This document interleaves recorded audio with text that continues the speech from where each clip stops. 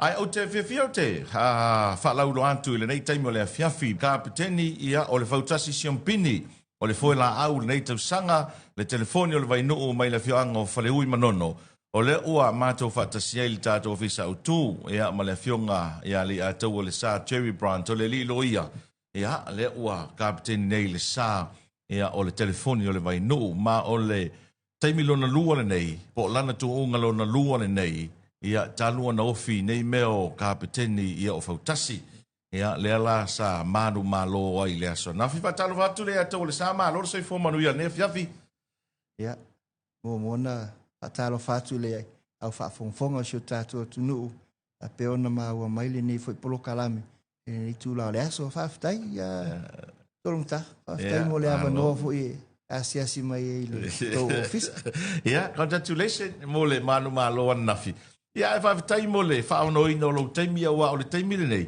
O le o mauti noe te toi alu le tū ngā fo spuni tae au. Ia o le teimi nei o te lo le teimi tā ua le nei ia a o tau mati nei vaenga na whale tonu mea na. Whia whawhitai mo le whaonoi no lo teimi e tala noa ai. Ia i le tātou prokalame o le mai mua mwhafunga le ngato lo tū malo. Ia e mai se fo ia siutou nuu i whale ui manono. Ia i Samoa nei ma Samoa i whafo. Ai fa malo o mai o e tano uma tuunga nafi le ai o Jerry ale the same Jerry mai a nafi ngona lava le fia ma le fanga itia i le tulanga vo ina ona taunu waile polo kalambo fo fanga nafi a nafi o nafi yeah fa wa fia ila to e fatino va engol e fia le taunu unga ia o nei o le asolua asolua o masino yuni ia le foi ona ia lui mo na ia ofuang ia malo e te tauana nga i pese fesili tatu tala noa ma fa soa le anga o le a toa se lusu fai tu la talu na uma tu nga fautasi ana nafi ile tu unga no maua mai le video se tasio o tangata anu o le to fio anga i fale ui manono ele taimi lea sa fai ele tou, salo uma na tou sauni ngā lotu. O vai ako ko mai ko fusi. E ma fai ele au sau noanga. Ile tou au vaa. E na fai ulo le langina o le vi inga o le tou fio anga. Au vai atua na nafi le taimi lea na fai ele au sau noanga. Ai ko kele i o lungo le sami. Pe o kau malingi o lo i maka e se a ria taua. Ia, aftai. Mantua fo ia ua... Atoa i le ono vai aso. Yeah. Ono vai aso, tolu vai aso sa whapea ona kempai o i Tiomatonu. Tolu vai aso i apia. Yeah. Le langona fo i le whanga e tia i le vai atu i le au waa. Yeah. Ua matua i maa popoa. E te langona lava i lo tino le vai atu fo i lea ua tasi. E anganga le mafaufau e whaatinonga o vaenga malava na whaatino ia tāpena penanga. Yeah. E langona i lava na tau fiofi atu lava i tonu foi lea. E whainta. Yeah. Le alofa ia i le vai atu le sacrifice na whaatino e alom whanau nei o le sio matua fioa. Sio matonu. Peo tūlanga ia mai mantua foi e ei lava fu faala e au ale so se faia onga po se sinei me ta alonga e matua i momoli atu lava ile fa pe na momoli fatanga momoli no ulangona ina lava ya uia le tu langa e lo fa fitai o le commitment tamaiti ale au va no mana o voila ia lato langona ina le mele te langona and it did. Yeah. It did. Elena o una tau malingi lo na langona umalava le tulanga wale fa malu si au male tulanga umalava ta penanga. Ama tu foi tong tao nei me o ta longa e umana koleni lau au ta alo. A ole tau nu unga lava e na ole tamata alo apolitenta alo e fatino. Yeah. So it's mental. Yeah. Le mento le pitosili foi ona tā ua i le whaatinonga Fa moe ia tūlanga na momolia ia ile langona. Ina ia tā maul mafaufa wa lava tā pena ile koleni, tino, mal manava, mea uma. Ia e momolia tulo ia ile mafaufa wa nafi. Tūlanga ia. Whaftai, maloa ri a taua whaftai o le ua maua le avanoe te whaasoa fo i le mai moa ma whaafonga fo i lo tātou tunu. Ele tu unga ia wa te loa lena e sau no mo e nisi o whalawale si whaasalau e le ia se au tau pala ai ai. E leo ngia i tu fo i nei lata ngata. Au te loa. E le ia se waa mai waa e ono na alua na rafi e re fia mua. E fia mua ma waa. But let's talk about i lau whaaso. Langa lo te mana tua na whaapea fo i lau whaaso i le si tu unga. Ia o kene mwhainga o whai aku i kango e kau mai le secret a whale ui ma nono fo i lea. Ina ua pāle whana e oso mai luma tuli mai lo tō e le tolo tamauni. Na e toa pena e tau popole i le taula talata atu le tolo ma le waa le malu sa moa. Whaftai ia e sao le leilava tongta e lea se waa na sau e whaapea e sau e tūlua. Io e. E tū tolu tu wha. O le tāpen penanga a waa uma lava o te loa uia na matua i lava tāpen. Ia, a leo e fesili mai le tūlanga le tāpen penanga ia mal mato whaoso. No oiro le lei lava fo linga o le mato whaoso le maa losi o le mato au waa. E me fo ile au ngā ile mata i tū o teimi fo i o ia onga i o il pine a mata mai e fua po le alma mau o le maa losi ma le maa nava. E ma whaina whaatino ai fo ile a pe a whaapea tau whaafaingtale. Le tūunga. Tūunga mai le amatanga. No oilo le lei lava la ia le maa losi o le maa nava la i la uia lava au wa. O te le iloa pe whaape ia isi au wa. Ai mo le telefoni lava ia le vai nuu no oilo le lei lava le maa losi la ia i le. O ina fo ila le na whaatino i le mato. Paoso. E sa o ele taimina pe a whai e tangtanga i ma mata umalava i le taimina alwa i luma na paalfana. Alu lumal mato va. Pe fautasi ma le afa pe ale nei luma. O mafana. A la ele tai lava le manava o le auva. Okay. O ina no tano va vai. O lo te loa le lei lava le malosi o le. O le auva. O la auva. Tano lo va vai. Ia o ina fo ila lena aton tanga i matanga tai le taunga le tuunga na vai atu ai o war before mato au tafa le ia le savo ile mai se tato fioanga i sali longa toto ele nata i mea to la lava e longo mai lava ele foi mua ia ma e fitalinga vo ia talo sa ma va to lo luna le la e musu mai le va le va anali a leo te ro le lei lava le tulanga le malusi o la uva. Okay. Ele e fo la se tulanga fo ile o pole ai ma o leo te lo le lei lava. Malusi o le. Va ia na to tanga ia. Ia fa atino lo le si ape foi o le. O le al mato ta penang. Ia le na sa wai lo mato. Va ama sa wai la. So no inga a fua i ai ile fa foina la sunga o sa o le telefono vai nu ana nafi. Kusanga makua e malama le leida malu si anga o lo au waa. Marko ai ngā kaimi, ma le vaenga o lo ngā sami e sui ei ape foe. Ona o le matua e malama i le malu si anga o lo au waa. Ta ole le. Lava ta pena ia le au waa. Mai na mawhai foe ona o i mai matoa onga i e whai. Mawhai ei ona matua i wha mautu le vaenga umole. O le ala waa e anga ima iai o le vaenga ma le vaenga o le sami. Ia, masa sa whaia o pine wha mau vo i le luna o le shoreline. Okay. Sa i le waki sa keimi o a onga. Ia kai loai la ia o i Ia. fia. Mm. Mai i e fia mingu ke. O i e o waku i o la wapi foi lea. Yeah. Ako lengi ai la. So I was able to sa o i kilo ma a kongo vai nga umai sa mako ka penga umai. Yeah. Pai ngo fia inga vai mako pakulanga ngol mako race. Yeah. Yeah. Ole bottom line na wala ko ia ele ai ma se me o ngei me uma ma fainga fai panga fa pele ku le. Amen. O fa ka se ma le ali fo fanga uma ele i. Fa pe ala vanga o aku ma se ulanga fo ile fa sausili o sisi. A ko ngula vai kan kan ai met ka ko ku ngu ia me ma di se di fa du le. Ba fa. Eu pe yo le o trademark le the way lo ai o to tele. Ba fa. Ah, ale pega sa o ngafia.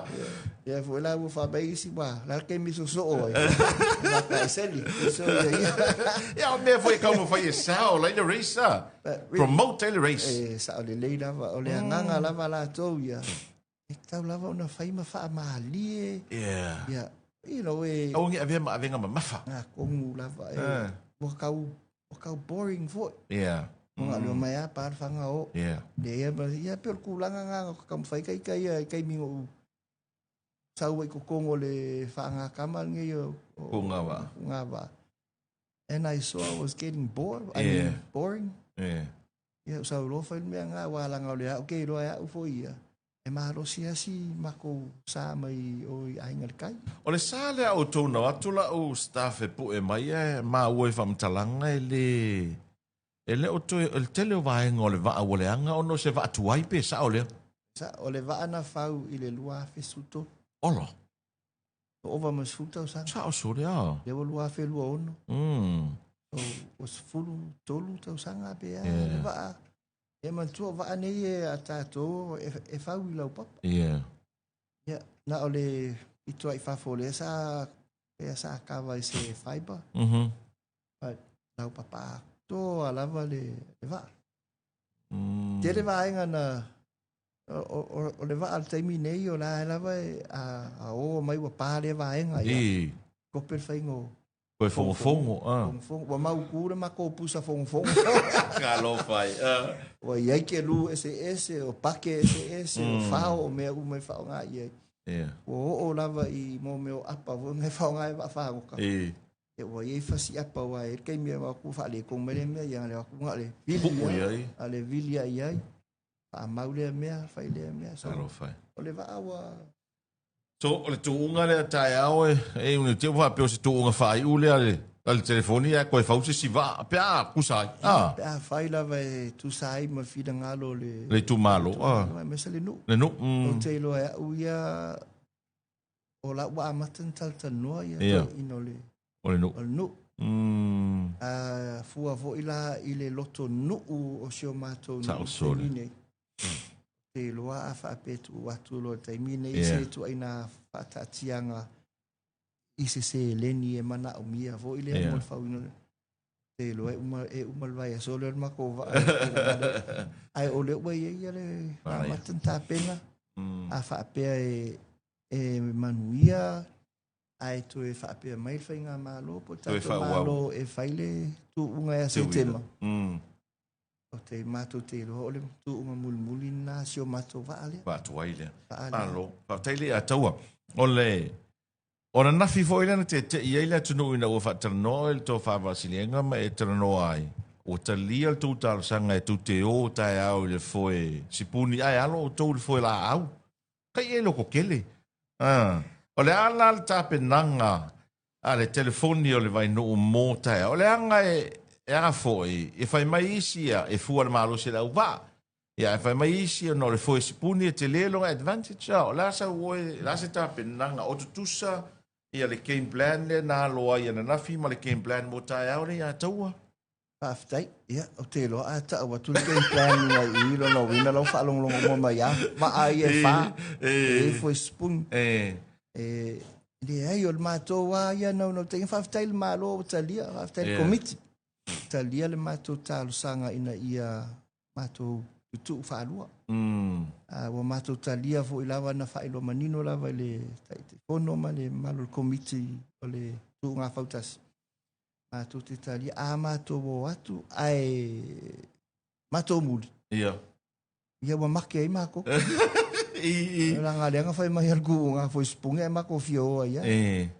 Ai o le mātou no ta inga ia wha maana ia ma mātou fie ia le tu unga wa tu whai u leo le. Ia, sa ho. O le waso e tolu ia. Nana wa leo mai nei tato uso mai Amerika Samoa. Ia ai mātou wha maana ia na le tu unga lea. O i fo ila i lo ai. E lo ai pe mo ia. Ia. E mo ia o le fo spun. O le fo spun ia a ma losi le au wa ma lo uma me ki al fa nga o fo spun. E afu kako foi. Ia. E an kako va ai e ke mingo mai ia va a kuku ia konga. Konga le mo mai. Ma lo losi le au va. Ko ku wang i fo spun ia mo malako. Ni skako me nga mo.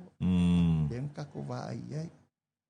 But al ma ko kal konga ko va le ke fongo vai ngu. O le ma losi man mana va la wai ai. Ia. Usar foi spungi mal foi la au. Malo fa tai mana ia te le tape na ngai la so ta. Na te mo tu ngata. Tai au le fa to nui na e un tal a fole ono wai o umai le. Ile tau tai. Tai au. Tal a fole ono wai o umai fale ula ia. Ia va. Ngale fu el tai. Fu el kai longo winga e me langa ka wai ka fiku.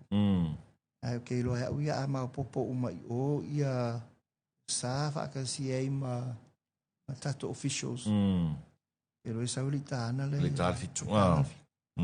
Mala ma vo ia. Mala.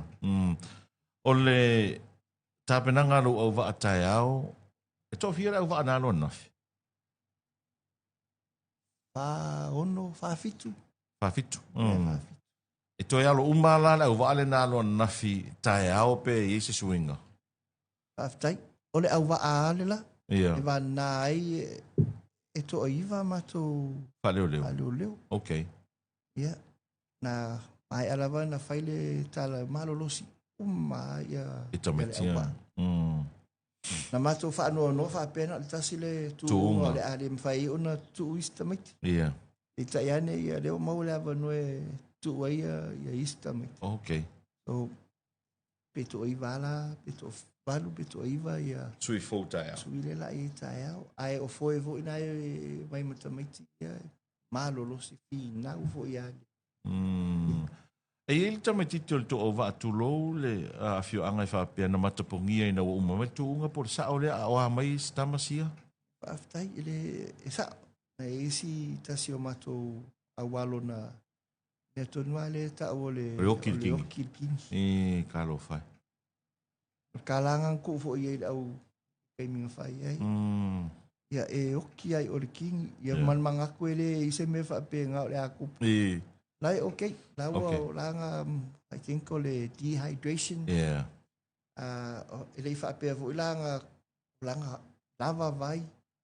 Ave moli. E lunga malanga fai le fa ka usinga ele yo okay lo wo ka ko e tame ngale ingwai o ngale pole ma faki ngongo langa ia ala o fa so solo mangu ia la wo ke ai ku alo fa taile ya tua ia o le va o tole na o mai tau tua na o tua e se ele fa ngalen fai o va o mala vai si va e lima o le kapitendi o ia fo ngai o lia le va al va le a to e focus o ele o va ai ese el kapiteni le na ele talinga ya talo ola o fenga mo wa mai ko ai nga mekokia le dai aftai ele o se mefo ele o se fainga fo tala to ina o le tulanga le sa ye fo I sa fai to ina ya soia okay ye la vartanga na te ulia le va e ulila le pa tontonu mai fo ia ma fa soa ia mal kapiten okay kai mi ngale ku kai ku yuka sign language ngi me apel lima apel le va ale ola ka mai e ku alalo mai fo ila ia le akale le uli pe va vai la foi kilo menga ia ile Le va ale soa. kulanga o le Okay. o le malosi o le awa ia fakasira malanga luenga foi mo man ko ele Yeah. kei mi lunga o en mo ka va ai le boka Yeah. ele ma fainga e au kilo uma i mau mea umange Yeah. so musu mai kua ele ka le uli le ele kei mi ngei o kalinga ia Talo. le va foi lo Yeah, oh, longa leva. longa sila fi A paule me o kau pole a ngafi ngau o mai le va i muringu. A vai aku lau si vai kau pa uro i lalo. Ke le ropenga mai kau ele kungu me poe. Kau vai kau pa ui. ele ai o kaanga o manga le si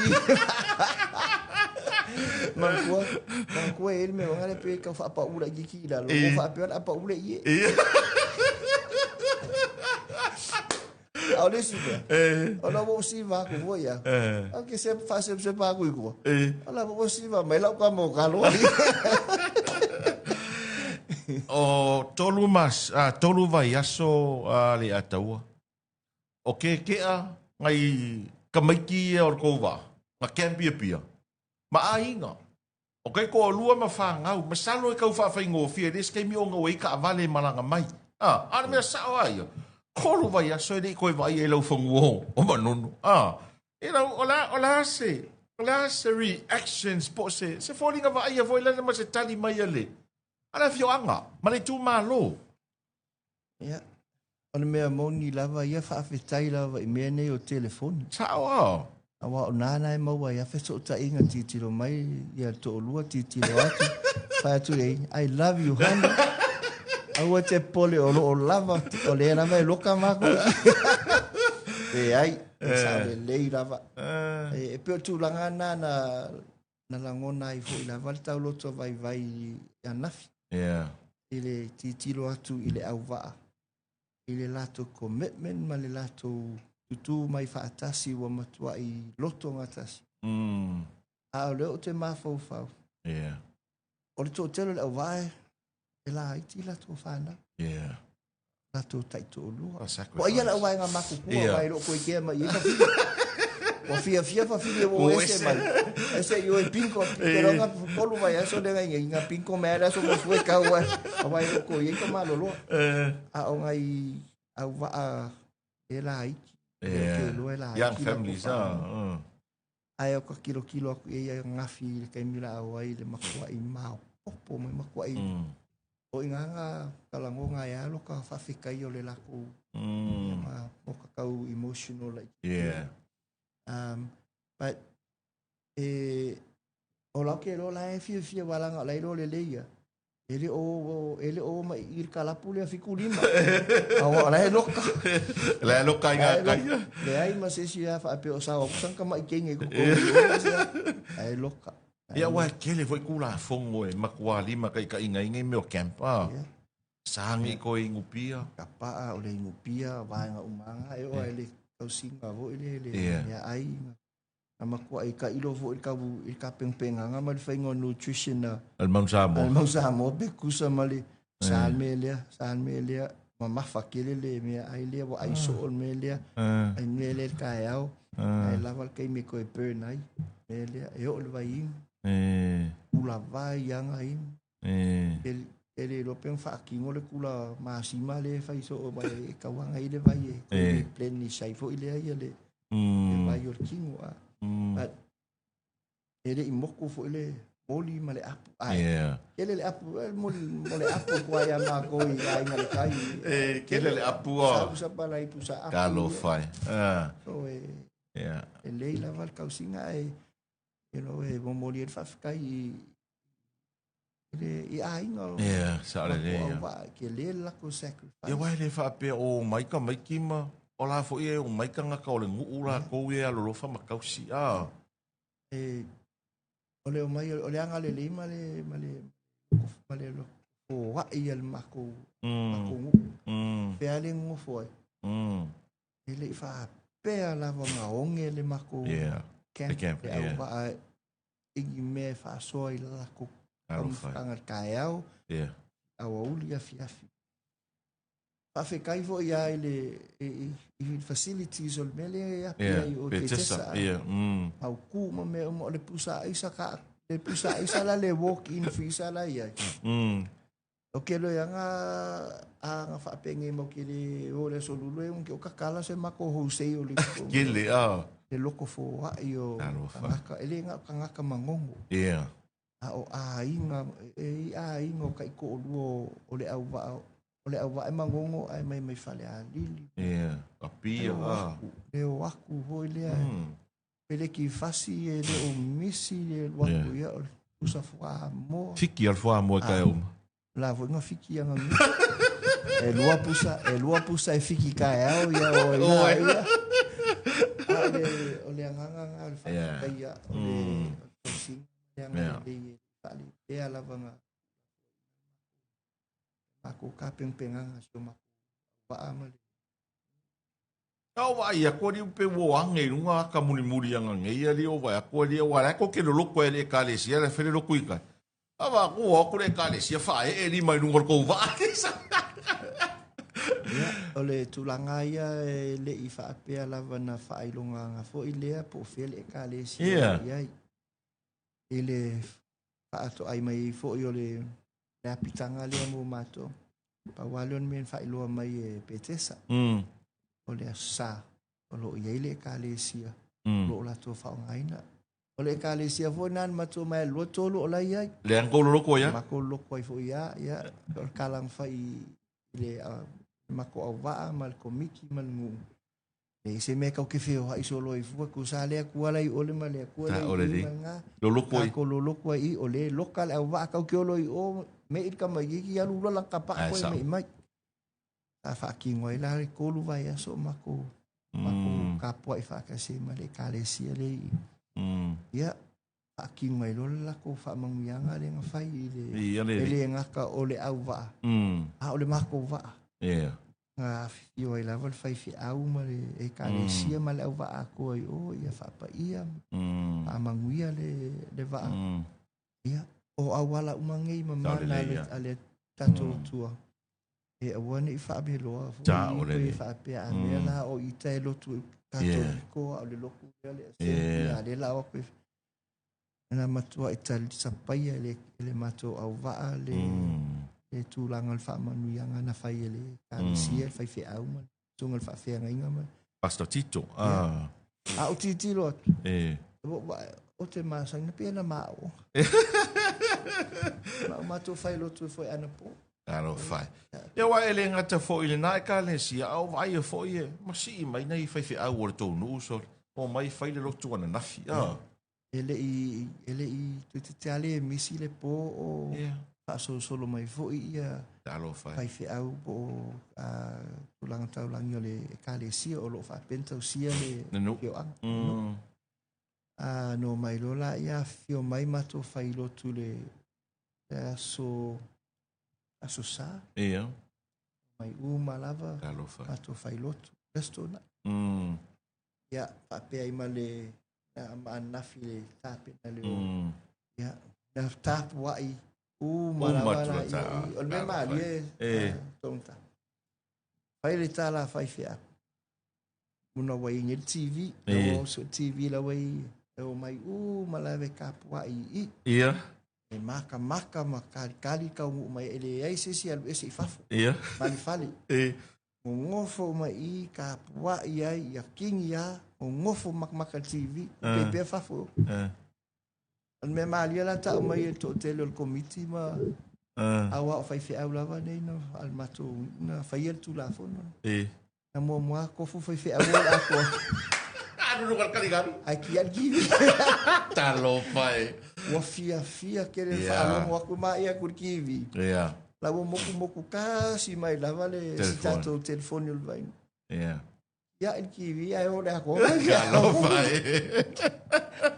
on mo pai mali e anda mana ya it's very humbling very humbling for ilea le langa le langolano ma le tau nu mai foi mai even ale taimina saule va ma tau mai i tortolo le mea ole tangata o le kalingalu. Yeah.